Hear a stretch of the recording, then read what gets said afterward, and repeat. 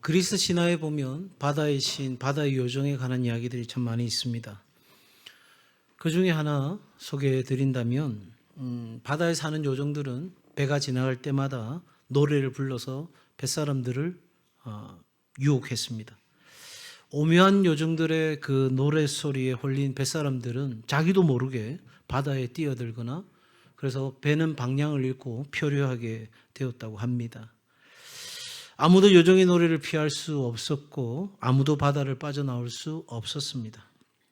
그런 어느 날 그런 요정의 노래가 여전히 들림에도 불구하고 무사히 목적지까지 항해한 배가 하나 있었습니다. 어떻게 그것이 가능했을까요? 많은 사람들은 요정의 소리에 바다에 뛰어들거나 배는 방향을 잃고 목적지까지 다다를 수 없는 그런 상황들이 펼쳐졌는데 어떻게 그 배는 갈 수 있었을까? 여러분, 다름 아니라 그 요정의 소리가 들려올 때에 뱃사람들은 더 크게 노래를 불렀다는 겁니다. 그 들리는 소리보다 훨씬 더 큰 소리로, 그 소리가 들리지 않을 만큼 큰 소리로 노래를 불렀고 마침내 그 요정의 오묘한 유혹 소리에도 그 바다를 지나 자신들의 소원한 항구까지 이르게 된 것입니다. 신앙으로 산다는 것도 저는 마찬가지가 아닐까 생각해 봅니다. 우리 그리스도인들은 요정의 노래소리에 또한 세상의 소리에 심지어 내 내면에서 들려오는 소리에 흔들려서는 안 되는 사람들입니다. 물론 저에게 목사님 그게 그렇게 쉬운 일이 아니잖아요 라고 말씀하실 겁니다. 맞습니다. 이 노래소리는 우리가 듣고 싶지 않은 이 노래소리는 귀를 막고 듣지 않으려고 해도 들리는 소리입니다. 그런데 이 노래소리는 이 세상에 들려오는 소리, 내 내면 안에서 들려오는 이 소리는 결과적으로 우리 삶에 파멸을 가져오는 거예요. 도둑이 오는 것은 우리의 것을 빼앗고 죽이고 멸망시키려 하는 것이라. 마치 오묘한 소리로, 심지어 때로는 굉장히 달콤한 소리로 우리에게 다가옵니다. 이렇게 하면 더 많이 가질 수 있어. 이렇게 하면 더 잘 살 수 있어. 이렇게 하면 더 행복할 수 있고 더 만족할 수 있어. 그런 소리로 우리 가운데 들려옵니다. 때로는 안타깝게 우리에게 고통과 시련의 소리로 들려옵니다. 나 못 견딜 것 같아요. 나 정말 너무 힘들어요. 나 이제 갈 때까지 다 간 것 같아요. 정말 어떻게 해야 될지 모르겠어요. 여러분, 이러한 소리들은 참으로 강력하게 어디서든 들려오고 어떤 상황에서도 들려오고 어떤 모양으로든지 우리를 흔들려고 우리 속에 들려옵니다. 여러분, 그때 우리는 그런 소리에 내 자신을 내어주는 것이 아니라 우리는 더 큰 소리로 노래해야 하는 것입니다. 더 큰 소리로 하나님의 살아계심과 하나님이 우리 가운데 주시는 그 소망을 노래할 수 있는 삶이 되어야 우리는 이 세상의 소리와 심지어 사탄의 소리와 그리고 내 내면에서 들려오는 연약함과 나약함의 소리를 극복하고 우리는 우리에게 주시는 하나님의 소원의 항구에 이르게 될 것입니다. 우리가 그렇게 노래할 때 어떤 일이 우리 가운데 일어나는지 오늘 말씀을 통해서 우리는 깊이 생각해 보고자 합니다. 오늘 본문은 미가 선지자 때의 이야기입니다. 미가 선지자는 호세아, 아모스, 이사야와 같이 활동한 그 시대에 활동한 남유다의 선지자였습니다. 이스라엘도 안타깝게 북이스라엘과 남유다로 나라가 둘로 나뉘었던 것이죠. 당시 상황, 그러니까 기원전 BC 735년에서 690년경에 있었던 상황입니다. 북방의 신흥 제국인 아수르의 본격적인 남진 정책이 실행되던 상황이에요. 그러니까 아수르가 계속해서 남으로 전진하면서 영토를 넓히는 그런 상황이었습니다. 그래서 그런 정책의 일환으로 지금 이스라엘을 공격해 왔고 전쟁으로 매우 어려움에 처해 있는 상황이 미가 선지자가 활동하던 시대였다 하는 것입니다. 더 구체적으로는 북이스라엘이 BC 722년경에 멸망합니다. 그리고 남유다는 BC 701년에 히스기야 왕 때 우리가 잘 아는 것처럼 아수르의 왕 산헤립의 침공으로 멸망 직전의 위기에까지 처해 있는, 정말 이스라엘 그 백성들에게 외적으로 너무나도 많은 어려움들이 지금 당면한 현실인 겁니다. 바로 이러한 때에 미가 선지자가 북이스라엘과 남유다를 향하여 하나님의 심판과 그리고 회개를 촉구하는, 그것도 강력하게 말씀하고 있는 그 내용이 지금 우리가 읽었던 본문의 말씀입니다. 오늘 말씀은 그 당시 사회상이 얼마나 부패한 사회였는지를 있는 그대로 밝히 우리에게 드러내 보여줍니다.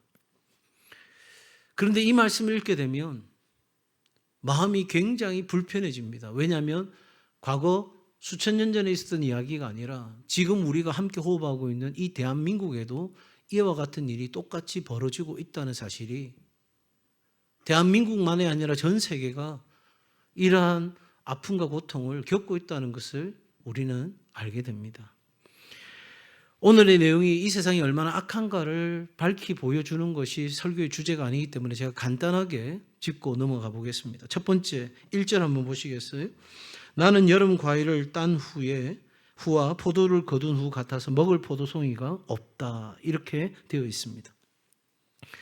제가 이번에 캄보디아 가가지고 제일 큰 수확은 두리안이라는 과일을 많이 먹었다는 겁니다. 두리안 아십니까? 예, 궁금하신 분은 다음에 제가 갈 때 따라오 가시기 바랍니다. 그냥 냄새가 이렇게 좀 역겨운 냄새가 나는 과일입니다. 과일의 황제라 불리든가 하여튼 그런 과일인데, 지난번에 제가 캄보디아 갔을 때 잠깐 맛을 보고 괜찮네 이렇게 생각했어요. 그 전까지는 먹을 음식이 아니었어요. 그 청소년들 비전 트립 데리고 가면 아이들한테 두리안이 좋다고 선교사님 주시면 코에다가 막 휴지를 다 받고 막 치워주세요 막 할 정도였는데, 첫날에 이제 도착했는데 선교사님이 이제 두리안이 좋다고 드시냐고, 한국에서 가기 전에 저한테 물었어요. 목사님 두리안 드십니까? 먹습니다. 그랬는데 선교사님이 이제 대접한다고 이렇게 통을 2개나 이제 주셨어요. 저녁에 숙소에. 그러고 집사람하고 저하고는 이거 당연히 이제 냄새가 나니까 호텔에 일하시는 분들이 굉장히 불편해하실 수 있으니까 이거 우리 다 먹어야 되나 보다 해서 저녁에 둘이서 그걸 다 해치웠어요. 해치우고 그 뒷날 돼서 선교사님이 목사님 두리안 드셨어요? 그러니까 예, 저희들 다 먹었어요. 이게 이제 선교사님에 대한 예의이기도 하고, 그러니까 두 분이 깜짝 놀란 거예요. 예? 그걸 다 드셨어요? 너무 잘 드시네요. 그날은 3통을 주더라고요. 제 이야기를 왜 하냐면 두리안이 제철이 6월인 거예요. 6월에는 너무 싱싱하고 맛있는 거죠. 그런데 그 시기가 다 지나고 과일이 없는 순간이 되면 차다도 없는 거예요. 지금 미가 선지자는 그 이야기를 하고 있는 거예요. 뭐라고 이야기합니까? 여름 과일을 딴 후 다 땄어요. 그리고 포도를 거둔 후 따가지고 다 먹었어요. 그런 뒤에 뭘 찾으니까 있어요, 없어요? 없어요. 근데 도대체 뭐가 없다고 이야기하냐면, 여러분 2절 보세요. 경건한 자가, 정직한 자가 세상에서 끊어지고 사람들 가운데 뭐하도다? 없도다. 여러분 경건한 자, 정직한 자는 누구입니까? 하나님의 은혜를 받고 하나님 뜻에 순종하여 이웃과 형제를 섬기는 사람이 바로 경건한 자, 정직한 자, 하나님이 이 시대에 찾으시는 하나님의 사람들인 거죠. 그런데 하나님이 보실 때 그런 경건한 자, 정직한 자가 있다 없다? 없다는 거예요. 그 당시에도 하나님을 예배하는 사람들 있었습니다. 말라기서를 보면 그들이 하나님을 예배한다고 합니다. 그런데 하나님은 구체적으로 말씀하시죠. 너희들은 나에게 가장 좋은 것을 준 것이 아니라 찌꺼기 같은 것을 나한테 주었다고 말씀하십니다. 나는 경건하다 말할 줄 몰라도, 나는 정직하다 말할 줄 몰라도 하나님 보실 때는 전혀 경건한 것도 정직한 것도 아닌, 그래서 그런 사람 찾기가 너무 어려운 시대다. 2절을 보세요. 무리가 다 피를 흘리려고 매복하며 각기 그물로 형제를 잡으려 하고. 여러분, 이 시대가 어떤 시대냐? 사람을 죽이려고 숨어서 기다리는 사람들이 있습니다. 이웃을 올가미에 걸어서 잡으려고 하는 사람들이 있습니다. 그물을 던져서 고기를 잡는 것처럼 마구잡이로 형제들 것을 탐하고 빼앗고 괴롭히고 싸우는 자들이 득실거리는 그 사회가 된 거예요. 한마디로 여러분, 극단적 이기주의와 살인의 시대가 된 거예요. 사람을 죽이는 것만이 살인이 아니라 그 사람의 모든 것을 빼앗아 가려고 하는데 얼마나 열심을 내는 사람들이 있는지 몰라요. 그게 당연하듯이, 그게 어쩔 수 없다고, 심지어 하나님의 사람이라는 사람조차도 교회에서 보면 참 경건하고 정직한 사람인데 일터와 삶의 자리에서는 오늘날의 이 극단적 이기주의와 살인의 시대에 동일한 모습으로 살아가는 이들이 있다는 거죠. 3절 보세요. 두 손으로 악을 부지런히 행하는도다. 악을 행하는데 주저하지 않는 시대가 되었어요. 악한 일을 하는데 발빠르게 움직입니다. 왜 그렇습니까? 자기한테 이득이 되니까요. 나한테 이득이 되면 악한 것이라도 서슴지 않고 할 수 있다는 거예요. 3절 하반절 보십시오. 그 지도자와 재판관은 뇌물을 구하며 권세자는 자기 마음의 욕심을 말하며.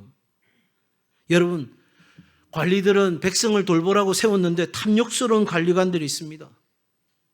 돈에 매수된 재판관들, 사리사욕을 채우는 앞장선 권력자들이 있을 뿐입니다. 자신들은 서로 공모하여서 자기의 이익을 도모하고 백성들을 섬기고 돌보기보다는 내가 가지고 있는 위치를 가지고 사람들의 것을 더 빼앗는 것에 현안이 되어 있는 관리들이 있었다는 거예요. 심지어 3절의 맨 끝에 문장은 이렇게 되어 있습니다. 그들이 서로 결합하니. 그런 악을 행하는데 발빠른 사람들이 서로 결합했습니다. 연결되어졌습니다. 그냥 내 한 사람이 악을 행하는 것뿐만 아니라 이것이 사회 구조적인 악이 되었어요. 왜 청년들이 절망합니까? 옛날에는 노력하면 되는 사회였다고 생각했습니다. 그래서 열심히 노력했고 준비했고 했는데 이제는 사회 구조적인 문제가 어떻게 노력하든 될 수 없는 상황들이 되어버렸기 때문에 더 크게 절망하고 있는 거죠. 이건 자연히 어떤 문제를 가져오냐면 5절입니다. 이웃을 믿지 말며 친구를 의지하지 말며 내 품에 누운 여인에게라도 내 입의 문을 지킬지어다. 가까운 친구도 심지어 아내도 남편도 믿을 수 없는 지경에 이르렀습니다. 불신의 시대, 관계가 깨어진 시대를 우리는 맞이했습니다. 교회 안에도 이단들의 공격이 거세게 밀려옵니다. 마치 그렇게 하는 것이 정당한 것이냐 스스로 포장시켜서 들어옵니다. 이러한 관계의 깨어짐은 크나큰 갈등을 가져오는데 6절 보세요. 아들이 아버지를 바보처럼 여깁니다. 아버지가 뭘 알아요? 아버지를 멸시합니다. 딸이 어머니를 대적하고 며느리가 시어머니를 대적하리니. 가족이 서로 원수가 되어버리는 시대입니다. 제가 사랑하는 한 집사님도 제가 청년 때 가르쳤던 집사입니다. 아버지 믿음이 너무 좋은 참 귀한 장로님 가정입니다. 제가 그분 장례 때만큼 지역의 사람들이 많이 그 장례식을 찾아온 예를 지금까지 목회하면서 본 적이 없습니다. 늘 언제나 그분은 고무신신없고 그분의 삶은 교회를 위해서 헌신하는 삶이었습니다. 그런데 지금 그 자녀들은 부모가 남겨준 그 재산 몇 푼에 법정 소송을 하고 있습니다. 제가 그거 생각하면 그냥 눈물이 납니다. 여러분, 어디 그 가정뿐이겠어요? 수많은 가정들이 도구화되고 수단화되어진 세상을 우리는 살아가고 있습니다. 부모도 내 필요하면 부모고 내 필요하지 않으면 부모도 아닌 거예요. 여러분 어떻습니까?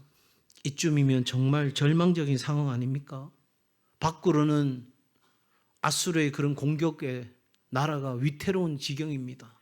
안으로는 이러한 사회적인 여러 어려움들이 그 사회에 만연해 있습니다. 안팎으로 완전히 어두운 시대입니다. 여러분 희망이라고는 보이지 않습니다. 바로 우리 사회가 그렇죠. 이러한 때 우리는 어떻게 살아야 할까? 놀라운 것은 미가 선지자는 바로 이런 상황에서 포기하거나 주저앉지 않았다는 것입니다. 그는 먼저 마음을 하나님 앞에 드립니다. 자신의 옷을 찢으며 통곡합니다. 하나님의 심판이 임박했는데도 여전히 무감각한 채 자신의 죄에 빠져있는 그 동족들을 향하여 포기하지 않고 간절하고 절박한 심정으로 회개하고 돌아오도록 미가는 부르짖고 있습니다. 그는 지금 이 어려운 상황에, 그리고 그 상황을 쳐다보고 낙심하고 절망한 것이 아니라 믿음으로 하나님을 바라보며 여전히 희망 가운데 나아갑니다. 여러분, 우리가 그렇게 해갈 때 우리를 사랑하시는 하나님이 우리를 감싸 안으시는 은혜가 우리 가운데 있게 될 줄 믿습니다. 7절 같이 한번 읽어볼까요? 7절 시작. 오직 나는 여호와를 우러러보며 나를 구원하시는 하나님을 바라보나니 나의 하나님이 나에게 귀를 기울이시리로다. 여러분, 아멘. 미가 선지자는 고백한 겁니다. 내가 어떤 절망적인 상황에도, 세상이 부패하고 불신과 쾌락과 불의와 갈등으로 가득한 이 세상 가운데서 수많은 영적인 삶의 공격들이 내 안에, 내 밖에서 나를 뒤덮어 엎을 것이지만 그럼에도 불구하고 나는 믿음 없는 자와 같이 살지 아니하고 뒤로 물러서지 아니하고 믿음으로 나아가리라 결단합니다. 여러분, 내가 믿는 하나님, 살아계신 하나님을 바라볼 때 나에게 소망이 있기 때문입니다. 미가는 그냥 막연한 것을 바라본 게 아니에요. 그냥 확률적으로 되겠지라고 하는 막연하고 모호한 그런 어떤 믿음과 같이 보여지는 어떤 것이 아니라 하나님을 소망하며 하나님이 내 삶 가운데 역사하신다는 분명한 믿음과 결단으로 그는 고백하고 있습니다. 절망적인 상황에서 그대로 포기하고 주저앉을 것인가? 엄청난 삶의 무게가 나를 짓누를 때 우리가 할 수 있는 건 뭘까?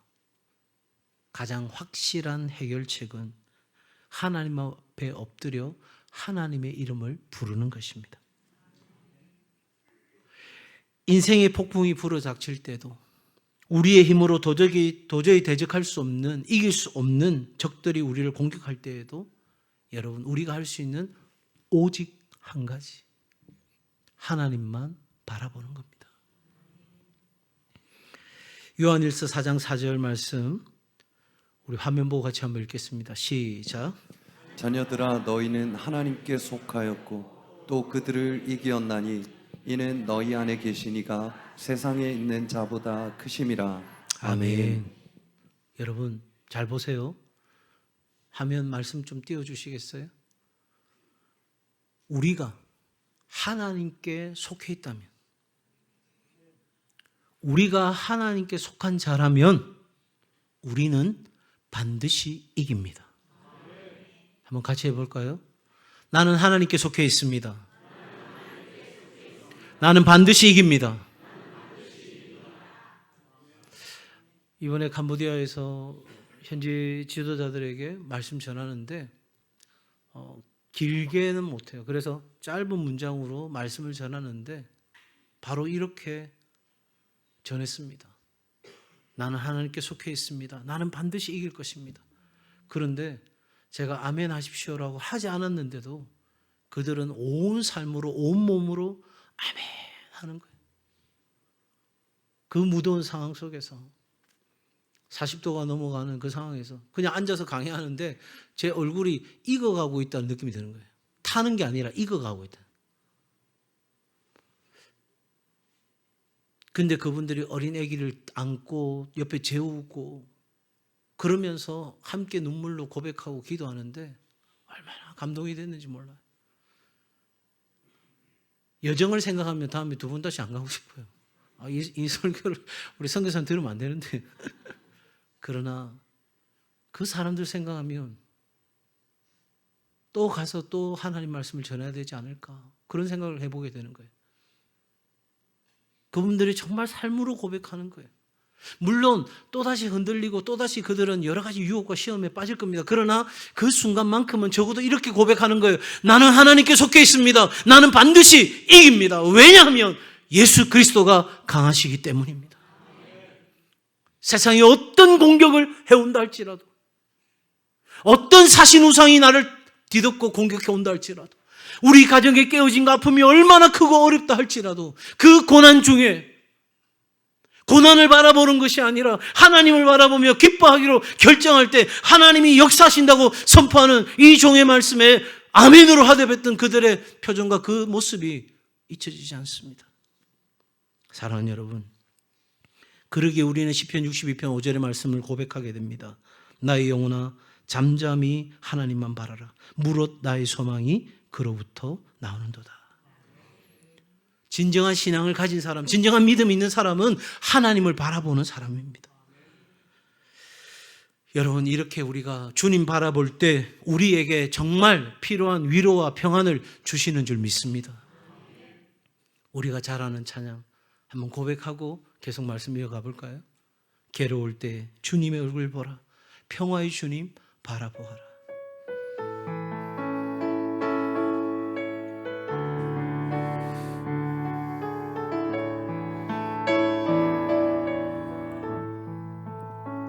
괴로울 때 주님의 얼굴 보라, 평화의 주님 바라보아라. 세상에서 시달 친구들아, 위로의 주님 바라보아라. 눈을 들어 주를 보라, 내 모든 염려 주께 맡겨라. 슬플 때에 주님의 얼굴 보라, 사랑의 주님 안식 주리라. 눈을 들어 주를 보라, 내 모든 염려 주께 맡겨라.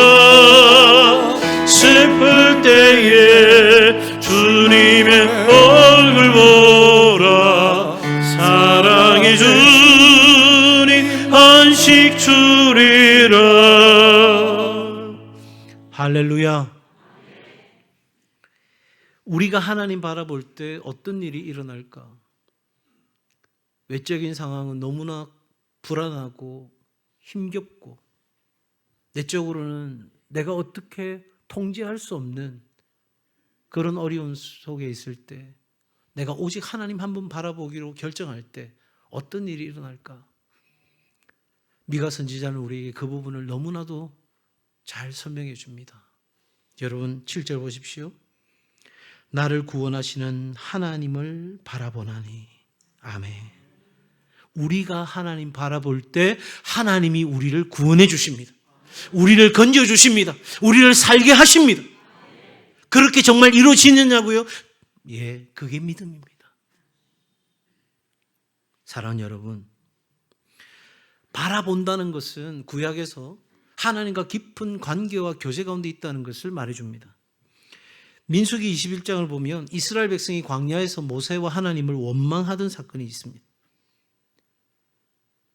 여기서 다 죽게 할 거냐고 투덜거리는 이스라엘 백성들. 그래서 하나님 앞에서 범죄한 그들이 불뱀에 물려 죽는 사건이 벌어집니다. 뱀에 물려 죽는 사람이 많아지자 이스라엘 백성들은 하나님께 기도합니다. 이 뱀들을 좀 치워달라고, 이 문제를 좀 해결해달라고 기도합니다. 그리고 모세에게 우리를 위해 기도해달라고 애원합니다. 그리고 모세는 하나님께 기도하고, 모세는 하나님의 뜻을 따라 놋뱀을 만들어 장대에 달았을 때 물린 자마다 그것을 산다고 백성들에게 말해줍니다. 민수기 21장 9절입니다. 모세가 놋뱀을 만들어 장대 위에 다니 뱀에게 물린 자가 놋뱀을 쳐다본 적 살더라. 한번 따라 하실까요? 쳐다보면 삽니다. 저를 너무 그렇게 쳐다보지 마시고 쳐다보면 삽니다. 그런데 꼭 이런 사람들이 있어요. 아니, 쳐다본다고 되느냐고요. 그게 그렇게 쉬운 문제냐고요.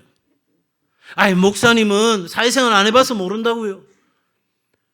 사는 게 얼마나 어려운데 그거 그냥 쳐다본다고 사느냐고요. 하나님 바라본다고 살 수 있느냐고요. 그렇게 여전히 투덜거린 사람은 죽어갔습니다. 그런데 본 사람은 살았습니다. 바라보는데 왜 살았느냐? 여러분, 바라본다는 것은 두 가지가 의미가 있습니다. 첫째는 믿음이 있는 사람이 바라보는 거예요. 놋뱀을 보면 산다는 그 말씀이 선포되어졌을 때, 그 약속이 선포되어졌을 때 그 약속을 믿고 보면 사는 거예요. 안 보는 거는요, 안 믿는 거죠. 그 말씀을 믿지 않는 것입니다. 그 하나님의 역사와 하나님의 능력을 믿지 않는 것입니다. 그래서 여러분, 히브리서 11장 1절에도 믿음은 바라는 것들이 실상이라고 우리 가운데 이야기하죠. 믿음이 없으면 안 보는 거예요. 두 번째로 여러분, 바라본다는 말의 의미는 기다린다는 의미입니다. 구약 성경에서 바라본다는 이 단어는 기다린다는 의미로 이해하시면 될 것입니다. 여러분, 대부분 하나님의 약속의 성취는 기다림을 필요로 했습니다. 한 가지 예를 들어볼까요? 열왕기상 18장을 보게 되면 북왕국 이스라엘이 3년 6개월 동안 비가 오지 않습니다. 하나님께 엘리야가 기도하죠. 그리고 비를 내려주시겠다고 약속하십니다. 엘리야는 땅에 꿇어 엎드려 두 무릎 사이에 머리를 넣고 기도합니다. 정말 간절한 기도인 거예요. 이렇게 된 거잖아요. 제 체형으로는 절대 할 수 없는 기도예요. 엘리야도 쉬웠을까요? 아니요. 얼마나 간절했으면.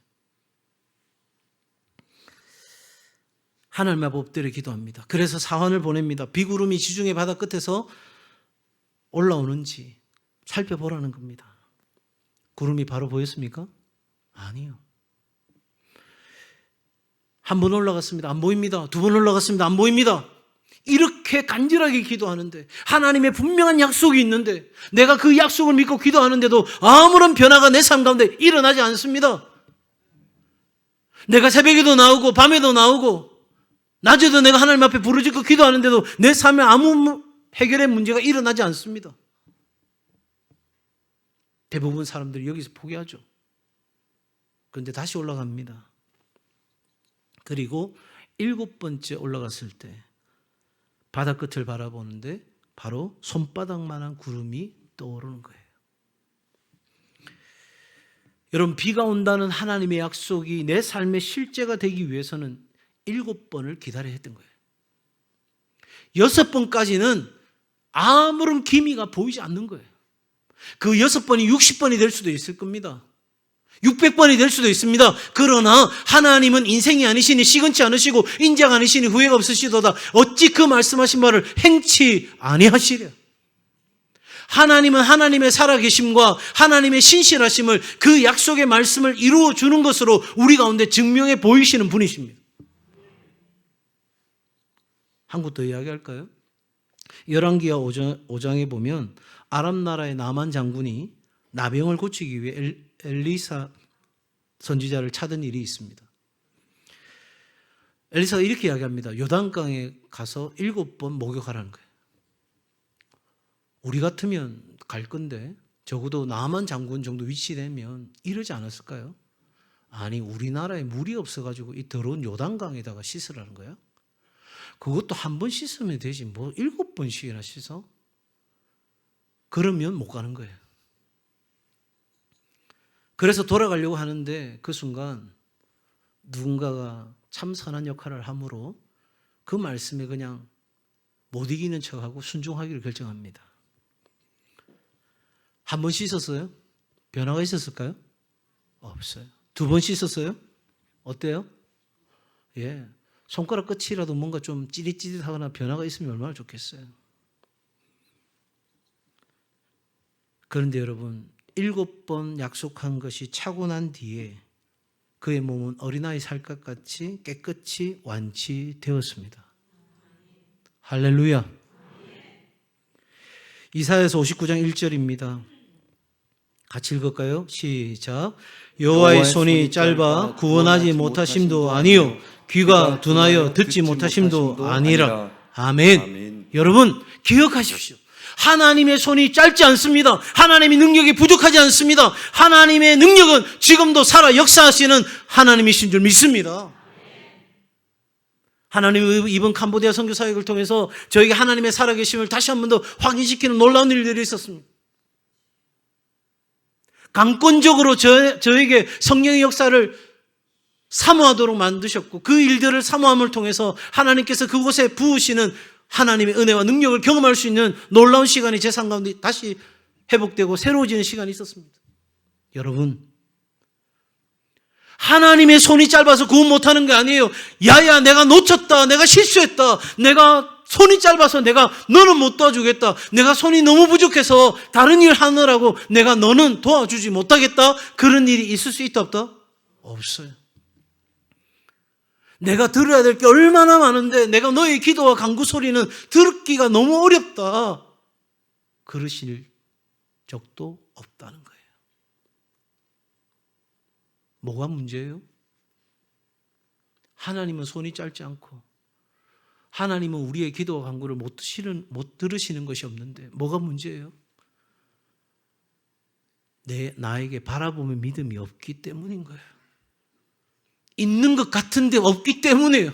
한두 번은 누구나 하죠. 그러나 내 속에서 내면의 소리에 들려오는 거예요. 네가 언제부터 믿음이 있었다고, 네가 언제부터 그렇게 살았다고, 그렇게 내 내면의 소리가 들려오고 내 외적인 상황과 환경은 그 소리를 더욱더 들을 수 없도록, 우리 하나님 앞에 나아갈 수 없도록 우리의 길을 아둔하게 만드는 거예요. 사랑하는 여러분, 믿고 바라보고 기다리면 삽니다. 그게 아니라면 저는 이 자리에 서서 여러분에게 해줄 말이 없어요. 전해야 될 말씀이 없어요. 복잡하지 않습니다. 신앙은 믿고 바라고 기다리는 거예요. 그리고 하나님의 역사심을 보는 거예요. 그렇기 때문에 오늘 우리에게까지 이 복음이 전해진 거 아니겠어요? 제가 캄보디아 사역자들에게 결론적으로 이렇게 이야기했습니다. 한국의 놀라운 부흥, 그건 그냥 된 것이 아닙니다. 이 복음 앞에, 믿음 앞에 생명을 건 순교자들의 헌신이 있었습니다. 우리가 넉넉해서 여러분들에게 와서 이 복음 전하는 것이 아닙니다. 하나님의 은혜 안에 빚진 바 되었기에 우리는 여러분에게 이 복음을 전하는 것입니다. 사랑하는 여러분, 믿고 바라고 기다리면 하나님은 반드시 우리를 건지십니다. 두 번째로 여러분 7절의 하반절에 이렇게 말씀합니다. 나의 하나님이 나에게 귀를 기울이시리로다. 내가 하나님 바라볼 때에 그 하나님 바라본다는 것은 하나님 앞에 기도와 간구로 나아간다는 겁니다. 그냥 멍청하게 가만히 있는 게 아니라, 요즘 뭐 물멍, 불멍 이런 말 들어보셨어요? 물 보고 그냥 멍하게 있는 거예요. 불 보고 그냥 멍하게 있는 거예요. 그것도 의미 있어요. 워낙 바쁘고 분주한 현대인들이니까 좀 그걸 보고라도 좀 가만히 있어야 되는 거죠. 누가 저한테 그러더라고요. 목사님은 불멍, 물멍 이런 거 절대 안 되시죠? 왜 안 되겠어요? 그냥 가만히 있으면 되는데. 선교사님 그러더라고요. 목사님 변했어요. 왜요? 더 말이 없어졌어요. 저도 그렇게 가만히 생각해 보니까 1시간 동안 저는 계속 듣고만 있었어요. 고개만 끄덕이고 듣고만. 여러분, 내가 하나님께 기도와 간구로 나아갈 수 있다는 건 나의 기도와 간구를 하나님이 들으신다는 걸 믿기 때문에 가는 거잖아요. 나의 기도를 들으신다. 사람들이 종종 그렇게 이야기해요. 나는 새벽이 안 돼. 나는 밤에는 안 돼. 나는 언제는 안 돼. 제가 말씀은 안 드리지만 오늘 설교로 제가 말씀드립니다. 덜 급해서 그런 거예요. 덜 급해서. 사단은 있잖아요. 우리를 참 묘하게 속여요. 처음에 어려운 일이 닥치면 죽을 것 같아요. 그래서 다 부르짖어요. 그런데 그 시간이 조금 견딜만 하면 그냥 그렇게 살아가요. 그때 제 마음이 너무너무 답답해요. 왜냐하면 하나님이 우리 보고 그렇게 살아가라고 예수 그리스도 주신 거 아니잖아요. 하나밖에 없는 아들 예수 그리스도를 내어주셔서 우리를 구원했을 때는 그렇게 적당하게 살아가도록 내버려 두신 게 아니잖아요. 고난 중에도 승리하고 고난 중에도 기뻐하고 고난 중에도 하나님의 영광을 노래하도록 그렇게 우리에게 놀라운 생명을 우리 가운데 주신 거 아니에요?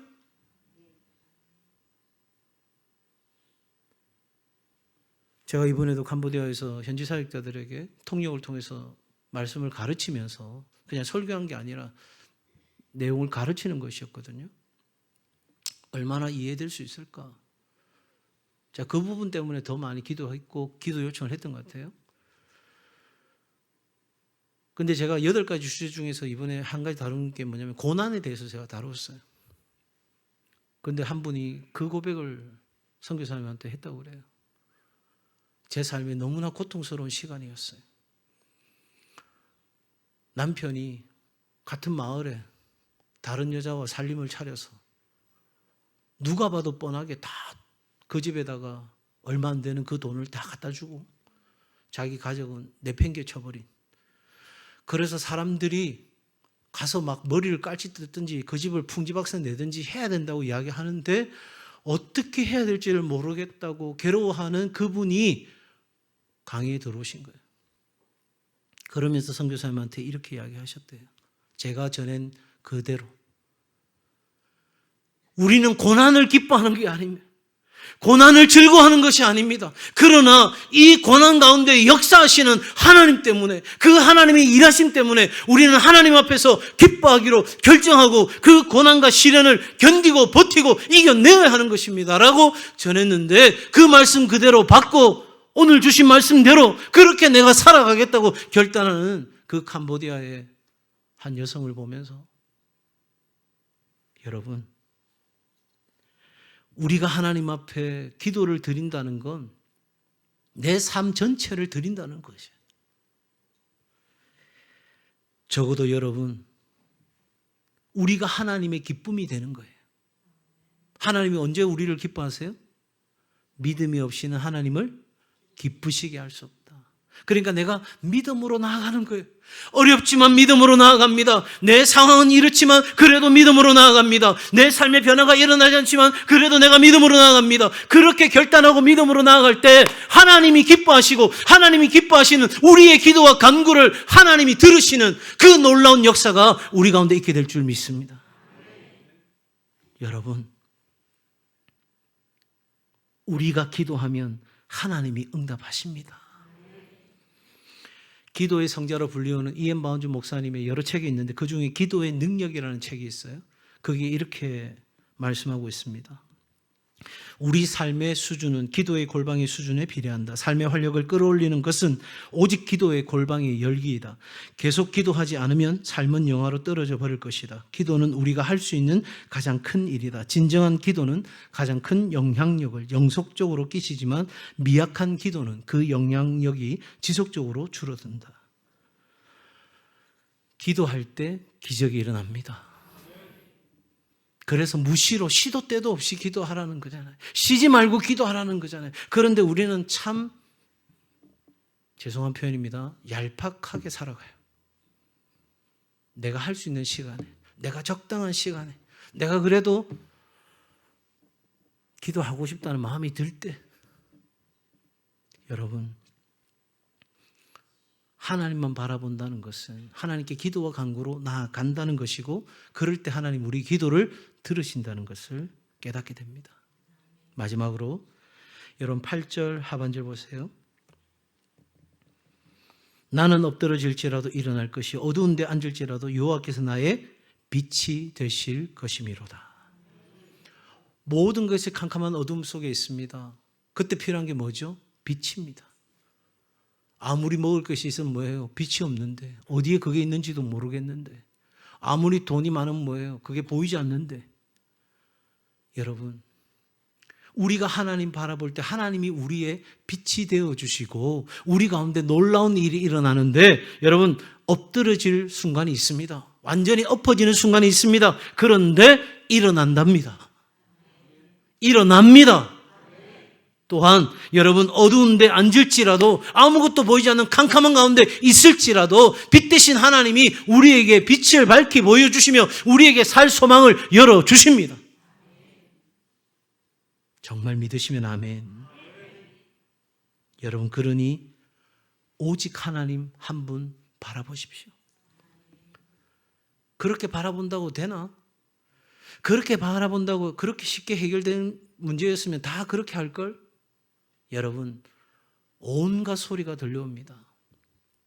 그건 우리를 망치는 이야기입니다. 우리가 붙잡아야 될 소리는 딱 한 가지. 오직 나는 하나님만 바라봅니다. 한번 따라 하실까요? 내가 엎드려질지라도 하나님은 일어나게 하십니다. 내가 어둠 가운데 있을 때에도 하나님은 나의 빛이 되십니다.